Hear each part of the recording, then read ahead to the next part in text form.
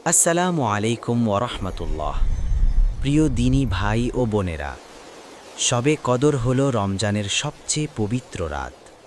রমজান মাসের শেষ দশকের 5টি বিজোড় রাত্রি যথাক্রমে 21, 23, 25, 27 ও 29তম এই 5 রাত্রির মধ্যে যে কোনো একটিতে এ রাত পাওয়া যায়। তবে কোনো একটি রাতকে নির্দিষ্ট করে বলা সম্ভব নয়। এই 5 রাত্রির যে কোনো একটিতে এটি পাওয়া যাবে ইনশাআল্লাহ। এই রাত সম্পর্কে পবিত্র কোরআনে সূরা আল কদরের 3 নং আয়াতে বলা হয়েছে, লাইলাতুল কদরি খায়রুম মিন আলফি শাহর, অর্থ শবে কদর 1000 মাস অপেক্ষা উত্তম।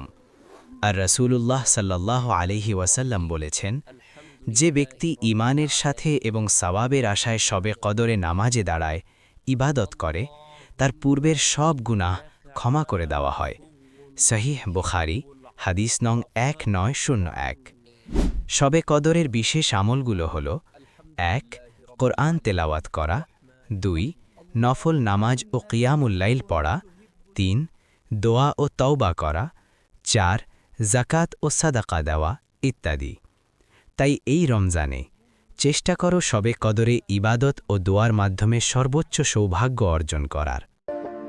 الله أكبر